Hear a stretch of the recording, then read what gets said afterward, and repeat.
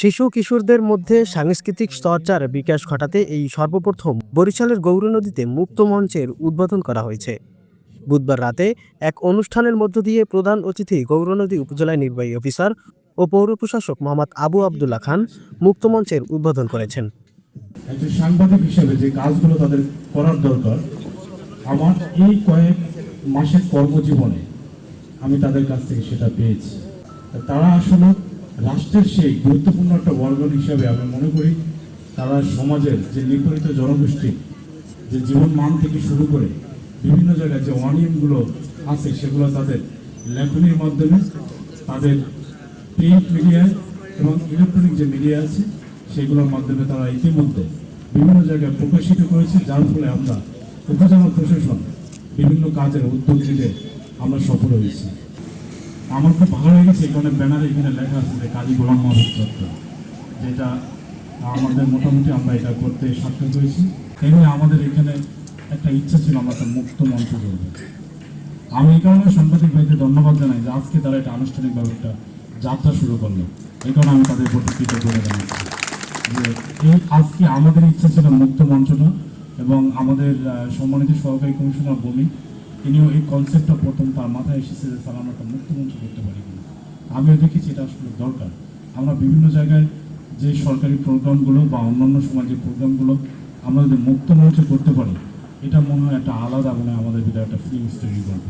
উপজেলা পরিষদের সামনে সর্বদলীয় রাষ্ট্রভাষা সংগ্রাম পরিষদের আহ্বায়ক ভাষা সৈনিক কাজী গোলাম মাহবুব চত্বরের কেন্দ্রীয় শহীদ মিনারে গৌরনদী প্রেস ক্লাবের আয়োজনে অমর 21শে ফেব্রুয়ারি ও আন্তর্জাতিক মাতৃভাষা দিবস উপলক্ষে আলোচনা সভা ও সাংস্কৃতিক সন্ধ্যায় সভাপতিত্ব করেন গৌরনদী প্রেস ক্লাবের আহ্বায়ক মোহাম্মদ গিয়াসউদ্দিন মিয়া।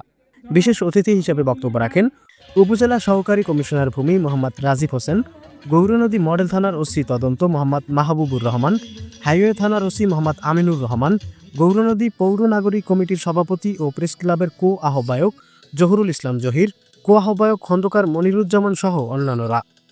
অনুষ্ঠানে স্বরচিত কবিতা আবৃত্তি করেন কবি শিকদার রেজাউল করিম ও বি এম বেলাল।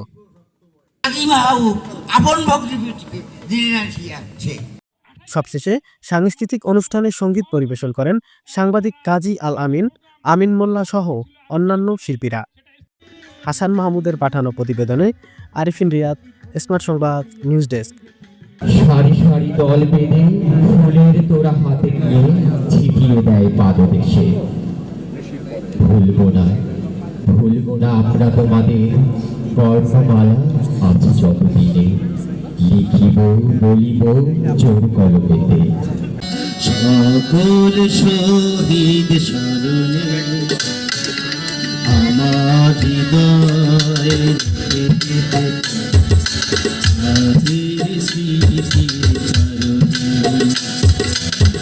আমার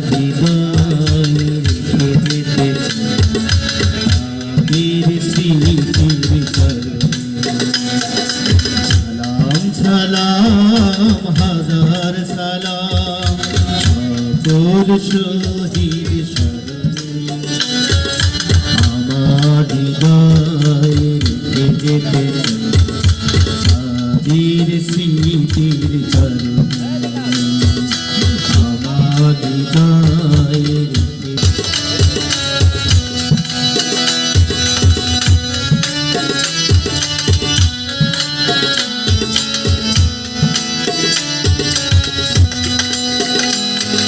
মায়ের ভাষায় কথা বলাতে, স্বাধীনতার বার্তা